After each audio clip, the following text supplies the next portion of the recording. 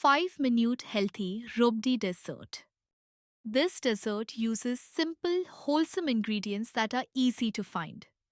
You will need one large sweet potato that has been peeled, pressure cooked, and mashed well, 2 tablespoons of almond powder or cashew nut powder, half a cup of milk, a pinch of cardamom, a few saffron strands, a very small pinch of turmeric for natural color, and about 2 tablespoons of sugar or jaggery. For serving, keep a small handful of fresh chopped nuts ready for garnish.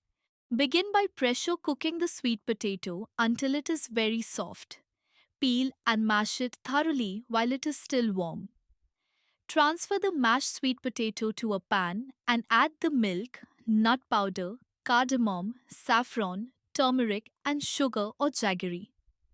Heat the mixture gently for about 5 minutes, stirring continuously until everything blends into a smooth, creamy texture. Switch off the heat and let it cool completely. Then refrigerate for a short while to allow the flavors to settle. Serve chilled and finish by topping with fresh nuts for a rich and satisfying dessert.